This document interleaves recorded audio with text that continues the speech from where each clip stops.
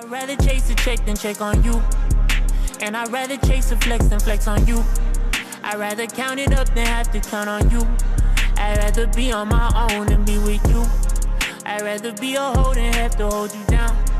I gotta be on go, I'd rather go around. You're over in France right now? Yeah, I'm over here. It's Man, lovely out. yeah, it looks lovely just from the inside, bro. It looks like super chill vibes. So obviously you're out there for the volleyball stuff. Yeah, it's one of like the most I'd say it might actually be the most competitive league in the world. It's like like every team can beat every team at any time. It's like one of the best places to be for volleyball. They call it Spike League, right? Yeah, Mara Spike League. That's what's up, man. See, for me, coming into this interview, it was tough to pick a spot to start because there's so much material to work with here, man. I mean, you're involved in the music, you're obviously killing it with the sports, you're doing the content, holding it down on your Instagram. So, I figured I would ask you, given the fact that you have such a packed schedule with so many different things, what does that look like for you day to day? Are you on like a super strict schedule for your content and your music, or is it like, you have all these different things going and you just have to sort of tackle it as it comes spontaneously? Honestly, the so like my training schedule is pretty rigid. There's no moving that around. When we have team stuff, we have team stuff. And I try to make a point that all my teammates know that like I'm not gonna be missing stuff for music, you know what I mean? So regardless of how bad it is for I don't know, music schedule, the volleyball schedule is what we have to work around. So I like to 100% work around that. And then music, it's kind of really free flowing. So you can kind of just make your own schedule. And I'm pretty good at I mean, this doesn't feel like work to me, music, you know what I mean? So I'm pretty good at this is my hobby, so I'd be doing this anyway. So in all the pockets and empty time, I'm always just doing something for music. So are you sort of at a spot now in your career where you can really call, like in terms of timelines and deadlines, you can call that, or is it like you still get a lot of pressure from labels and management to meet certain deadlines for the music? If I'm being honest, my label gets some pressure from me. Okay. I'm early with it. It's the opposite. It's the opposite. I pull up with the music early, pull up with everything early. I'm just that guy. That's insane, man. So I mean, how exactly do you if you had to give a tip to somebody to manage a bunch of different things, because I feel like it's tough to make it even in just music, but to be making it in different fields the way that you're doing it and handling everything is very rare. Are there any tips that you could pass on to somebody who maybe wants to expand their creative repertoire, or is it like you either have it or you don't type of thing? It's always it's not a if you either have it or you don't type of thing. I think it's like you just gotta love it. If you love it, it's not gonna feel like work and you're gonna just find yourself doing it and gravitating towards it when you're not doing it. So even if you're doing multiple things, there's so many hours in a day that if you enjoy all the things you're doing, you're gonna find time. And also find things that are balanced. Like if I was an athlete doing my volleyball thing and I was also passionate about basketball, that wouldn't really work because they're both physical things and you can't just train all day and all night. Whereas Right. this is like that's like a physical, very like objective thing. And then I come do music, which is a super creative, super subjective thing, that's all mental. So it's like if you pick things that are like a nice play off each other, I think it's good. For sure. It has to be things that sort of complement each other and that don't actually get in the way. Yeah. That's awesome, man. So I mean, we're 8 days out from the record. Pettyboy is going to be dropping on November 15th. How are we feeling, man? I mean, coming up to the album, obviously, I think there's been a great reception to the songs that we've heard from it so far. What do you think is going to be the reception when the actual project comes out? I feel like it's just gonna keep going. Like I feel like it's gonna start off slow out the gate and then catch momentum, catch momentum, and it's gonna go crazy. Not slow, but like start out normal, and then I think it's gonna build from there because it's just there's like layers to this project for me. You could listen to it once and be like, okay, some of these songs slap. And then you could go listen to it again and be like, oh, I didn't even take this in, or like, this is a song I didn't even like, but I just took in the words and I just took in like how it's written, how it's mixed even. And it's like like there's layers. The album goes pretty deep. Yeah. Definitely. The parts that I've heard, I mean, even, the different singles, it was a trip for me because it's almost sounded like a different artist every time in the most positive way because you're showing us all these different sides of you. And I mean, you've done this throughout your musical career. But yeah, it seems like you really put emphasis on making a project that, could be digested, all the different songs at the same time. And it might take a little bit longer to digest. I could see what you're saying. So in Mm. that regard, was there ever pressure on you to sort of have things that are more easily digestible? Because we're in the era of singles, and a lot of people don't even venture to make albums at this point. Right. I think, like you said, I think it could be a bunch of different artists on on the album, just the way that it sounds so different. But I think that each one of those sounds in and of itself is complete. So I think in the era that we're in music, as long as you have those complete sounds, at least like for one track at a time, I think that's what helps to push. But yeah, just getting back to how like conceptual and deep the album is, like what you said, how you were saying that it sounds like a different artist. That's kind of like that was kind of the point. Like Yeah. the whole thing is just about being as toxic as I can for, an album straight. And nothing is more toxic than being in a relationship with someone who's a different person every single day. So that's just another layer to it. You know what I mean? There's layers to it. It's like a shapeshifter type of vibe throughout the record. Yeah. So I'm sweet and then I'm nasty and then I'm diabolical. And then at the end I'm talking about weight on me, which is crazy. You're putting the weight on other people, then you feel like the weight's on you. Uh, I mean, in terms of making a project like this, how much of it is sort of pulled from real life experiences and how much of it is sort of conceptual, almost in the sense of it being more of a fantasy? Like, I would imagine there's probably a pretty decent mixture of both. I'm not gonna lie, this album's pretty real. It's Okay. but it's not real in the sense of these are things I've actually said to people, but like Right. this is basically the concept of it. This is just all the stuff I wish I said and all the things that I wish I did. So like kind of the way I don't know, you ever get into an argument and you're like, damn, I should have said this, I should have said this, I should have said this. So I just took a year, wrote all those things down over beats, and this is that. Okay, so really just letting that out there. Yeah, I know what you mean. It's like maybe if I could have went back and said something, whether it's, to that toxic ex, whether it's that situationship, whatever the case may be. And I feel like that's where people are gonna go when they listen to this project. I mean, a song like Don't Make like We Don't Make Sense, for example, I think is a great one to look at because like, I was listening to that and I'm like, for whoever this is written for, it kind of cuts deep. Did you really Yeah, want people to be in that position where like they could feel those emotions sort of with you at the same time? 100%. And I think that Yeah. the whole album, I think We Don't Make Sense. I love that song, but I think that's just the tip of the iceberg when it comes to like cutting deep. Like I got some songs that are cutting, and I want people to be there with me emotionally for it. How do you go about the single selection process? Because like, sometimes there might be a song that maybe you would have rather push, but another track maybe makes more sense for a single. Is it sort of a situation like that? It's pretty hard for me because I think like this album, there's maybe like three songs on it that could have, or three other songs that aren't singles that could have been singles. Hmm. Um, I don't know. I have a great team around me, so we just all decide as a unit. I obviously say the ones that I want as singles, but me being the musician, I know that I have a different ear from most people, so I always make sure that their input is very heard and we all come to a decision collectively. 100%. So, I mean, let's take it back for a second to when you first started the music, because you have so many different sounds now. What would you say was the first genre that really made you want to start music? Was it the R&B, the Afro beats, or like the hip hop? Honestly, I think I kind of started all at the same time. Because Okay.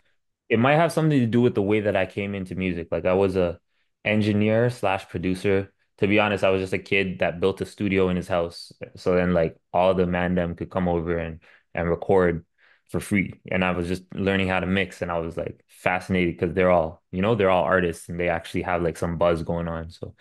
Uh, so I was working with everyone. I was working with hood rappers from Toronto. I'm working with R&B singers. You know what I mean? So I guess I just kind of picked that up.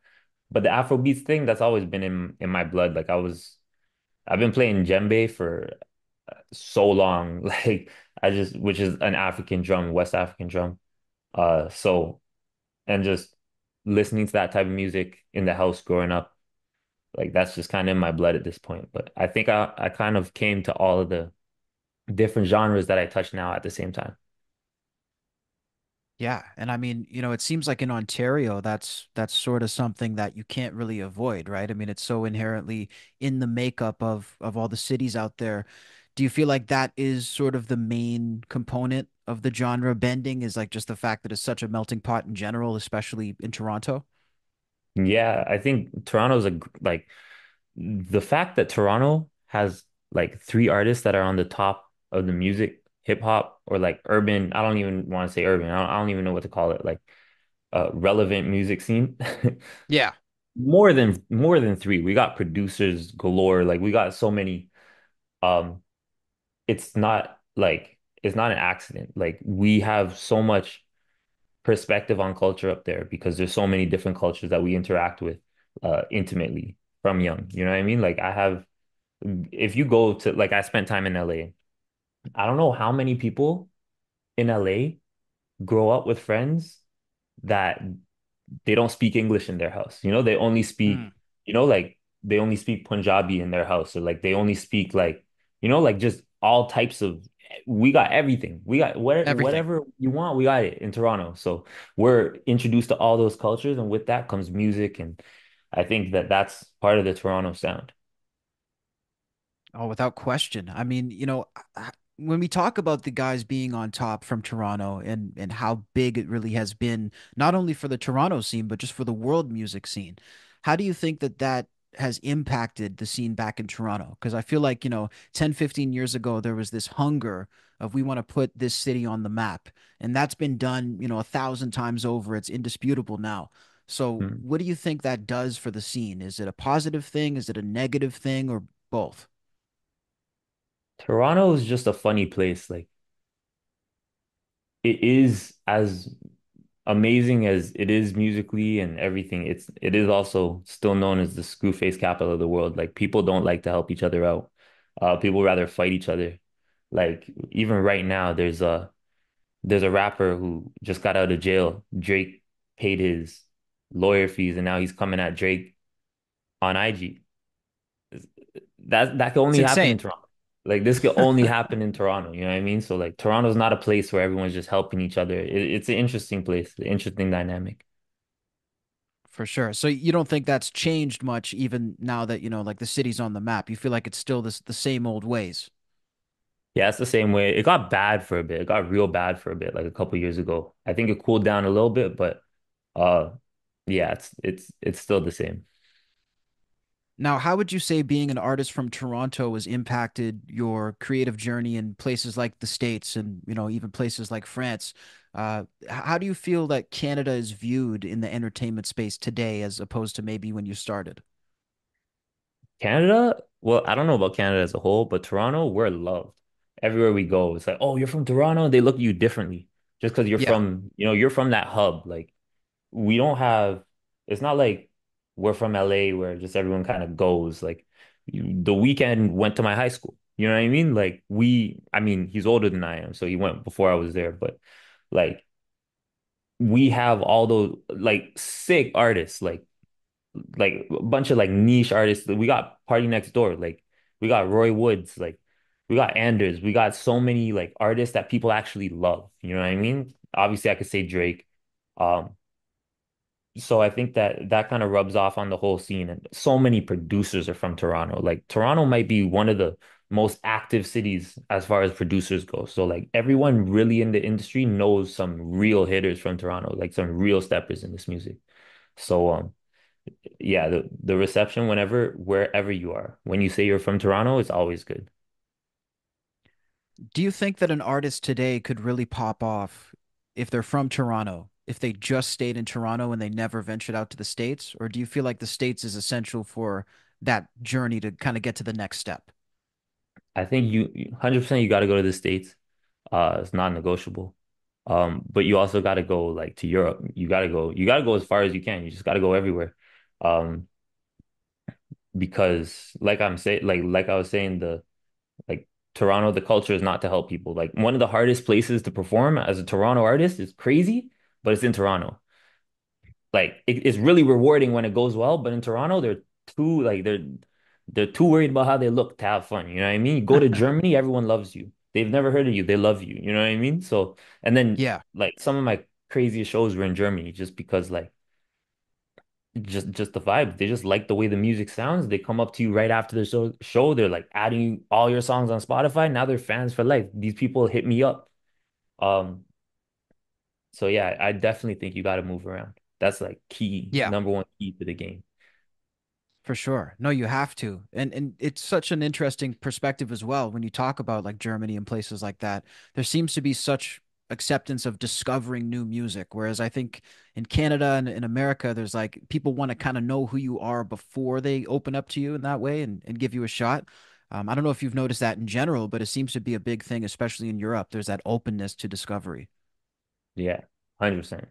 You got to go to as an artist, especially from Toronto. You have a leg up because you're from Toronto, but that doesn't do anything for you until you leave Toronto. So I'm not saying forget about Toronto, but you gotta go. You just gotta go see like see the world, let the world see you, open up a bunch of new new audiences, new fan bases. Like I know some people that they're not even popping in Canada and they're popping overseas. Like in Poland, they're going nuts. Yeah. Um, so yeah, it's kind of about figuring out where you fit in and uh don't be don't have like a mental block on like thinking, nah, let me be the biggest artist in Toronto first and then I'll go somewhere else. It doesn't work like that. And it doesn't need to work like that. You're just making it harder on yourself. Exactly. Try to conquer a little bit in each city, in each country. Yeah. That's the way to do it. Now, talking business a little bit when it comes to being an artist, because I feel like there's a lot of questions about sort of how that angle of it works, and people know how difficult it really is. Which platforms would you say as an artist have been the most lucrative for you that, you've actually been able to make the best living on? Is it, YouTube that is really good to you as an artist? Is it Spotify? And what do you think, for the platform that you do say, what do you think gives that platform a leg up and why? Um, it's an interesting question. Do you mean like starting out or like now at this point? I would say at this point, I think radio. Radio is radio. just like, yeah, once you have some songs in rotation, that's just a gift that keeps on giving. And it gives in more ways than one. It's like people start Shazamming your songs and you can track that now. So then they add them to their playlist and you get streams off it. Plus, you also get paid from radio, which is amazing. I know it's like the barrier to entry is a bit higher. It's not like you make your first song, you can just get to radio, but that should be a goal, I think, for every single young artist. It almost seems like radio is coming back now because I think there was a perception that it was dying off, but it seems to be, like we look at the Billboard charts and stuff, that's sort of running the game again. Yeah, 100%. And XM. XM is the one. XM, yeah, for sure. Because I think you get more play on there too, right? Because they have, a wider variety of shows. You could be on different channels all at the same time.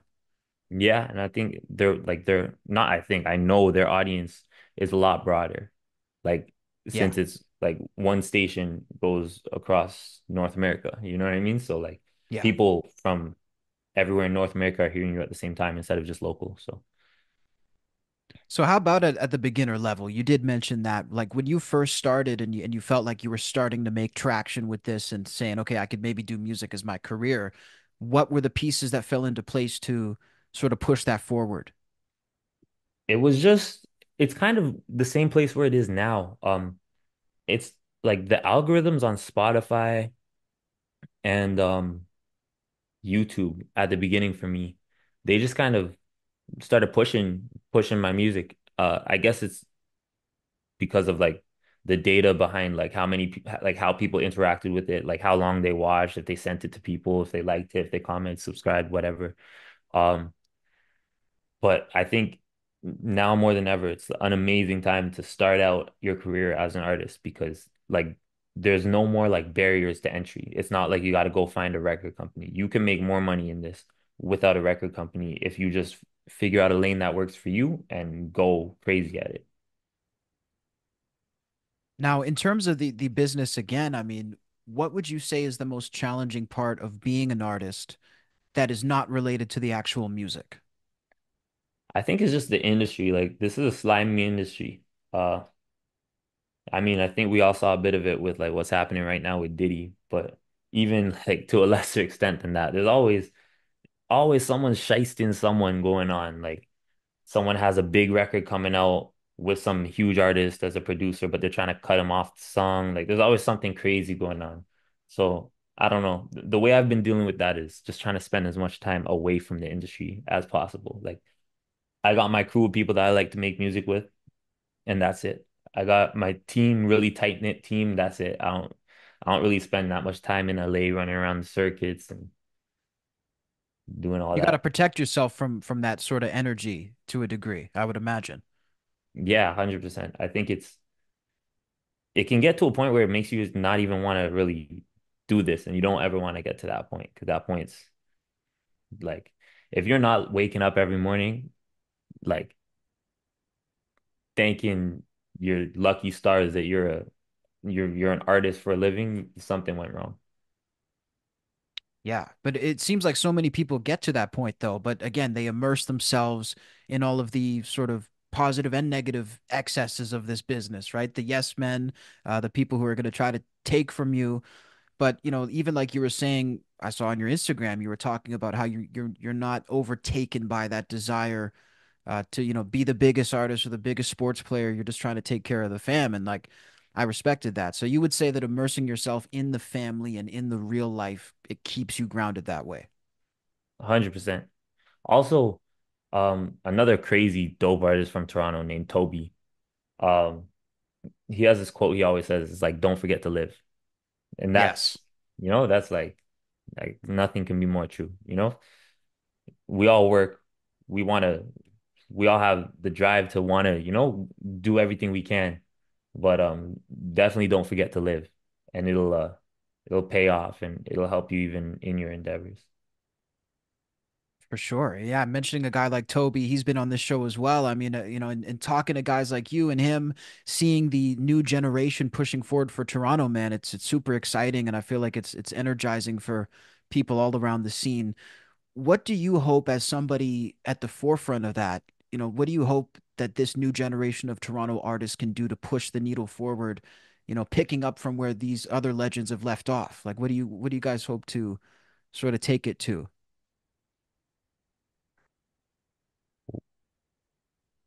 I think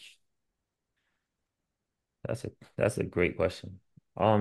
If there's something for us to work towards, it's definitely helping each other out because Toronto's not doing a great job of that. We're always fighting, we're always beefing. Um, so yeah, that's one thing that I'd like to have the city do a better job of, just looking after one another and helping each other build up. Yeah, that sense of community. No, for sure. How about speaking to some of these guys? I mean, I don't know what your extent of conversation is with a guy like Party Next Door or with Drake, but if you've gotten to speak with any of these guys in detail about it, what would you say is the biggest lesson you've learned from people in that position? Ooh, lessons. Um, Or even wisdom, like insight. I think I don't know. That's a crazy question. Um, Honestly, it's probably what I said about Toby. The whole Hmm. don't forget to live thing. Um, I think it's really important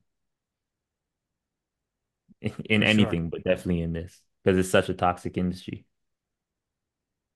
Yeah, and I would imagine too, it's hard to talk about this with some of these veterans because, I would imagine everybody wants to talk about it with them, and when you do get the opportunity, you're probably just chilling, right? I mean, I've heard a lot of that as well. Yeah. Yeah. It's also such a slimy industry for that. Like people aren't real. So like to have that real conversation, you got to really be locked in with somebody. So Yeah, that's true. So maybe not looking for something that's unattainable, right? Like not even expecting that would probably keep you safer in the long run. yeah, I also think like just working for the day, like trying to make today, like focus on each day. Don't look at big picture. Don't be like, all right, I want 100 million monthly listeners. Like, because then you're just gonna feel trash about yourself. If you just, Yeah, if you just work towards whatever your goal is every single day, I think that's definitely a better way to go at it. exactly. Like if you say I'm going to be a millionaire by 30 and then you're not, I mean, you're going to feel like trash about yourself. If you say I'm going to be a millionaire and you just work, it's probably the better way to go about it. Yeah, 100%. Like, I guess what you would want to do is instead of just say you want to be a millionaire by 30 and just go ham, you want to, set realistic goals along the way, like work at it every single day, trying to figure out how to make passive income, try to, what I'm saying? 100%. I got just a couple more questions for you, bro. I appreciate the time. Um, you mentioned this, but I want to go deeper. Was there ever a time that you almost quit music? And if so, how did you get yourself to the other side of that feeling? I never almost quit. Um, I think I'll be doing music for the rest of my life, one way or another. Maybe not professionally always, but it's like it's a therapeutic thing for me. It's just too much fun. I have like some of my best memories and favorite moments of my life are just me in the studio cooking up music with some of my homies. So uh even I could be 70 years old, I'll be doing music in some capacity. What would you say is the best reaction you've ever received to your music? One sort of instance that you'll never forget. Yo, so it happened. Where were we first? It first happened in Amsterdam, I think, on this last tour. Um, I was performing Impatient, which is on the album, and I'm just opening up. I'm the opener. I was opening for Stoneboy, who was one of my like a legend. He's a legend, but he was like one of my idols growing up, uh, and getting into music. I love his music. Um, But yeah, I was just performing Impatient and they were going crazy, singing the whole hook back to me. And I'm like, you guys don't know this song. First off, it's not out. So how are you guys doing this? And then, I mean, it makes sense because it's so repetitive. But yeah, they were just going crazy to it. And then that happened every single other stop of the tour. It happened in Hamburg. It happened in uh literally every other stop. Also in London. Wow. So yeah, that was pretty amazing. But also just Before the like song was even out. yeah, yeah, before the song was out. They just loved the way that like the vibe, that song live, the vibe is just 10 out of 10. And it's so Yeah, easy to sing along to, you know what I mean? So man. yeah, That I must mean, have that been was surreal, crazy. man. Yeah, super surreal. But also like earlier in my career, I had like real moments where I'm like, oh, I could actually do this. Because when you're first starting out, you're not really making money off of it. You're kind of like one foot in, one foot out, seeing if this is like a realistic path for you. Is it a dream or is it like realistic? You know what I'm saying? Yeah, So exactly. yeah, I remember early in my career, I posted this one song and Drake hit me up immediately. He DM'd me, he's like, yo, new song sounds so hard. I was like, yeah, this music thing's for me still. This might work out. Yeah, this could work. This could work. So yeah, That's I insane, mean, bro. I mean, it seems like Drake has a real good track record of showing love to people, even when it won't necessarily benefit him at the time. Like you see a lot of people show love when it's gonna give them a leg up, but I've mm. seen dude just showing love just because. I mean, I think that's a super cool thing. Yeah, let me tell you about Drake. This guy, when you talk about finger on the pulse, his finger is on the pulse. That guy, he knows what's going on. I don't know what he's doing, what kind of burner accounts he has in his phone, but he's on the pulse. He's on pulse. Like he knows what's going on. Anytime anything's bubbling, he's over there. Well, yeah, to get to that level, man, I feel like you'd have to. You got to For have like sure. eyes in the back of your head for what's coming next. 100%. That the level he's at, like you only get there not only being like one of the, best rappers, like best writers, best rappers of all time. You have to also be like kind of dialed into a next level. Like I think that's probably his number one talent is being dialed into culture 100% of the time. Yeah, I completely agree. Finally, what is the worst advice that you've ever received in your career?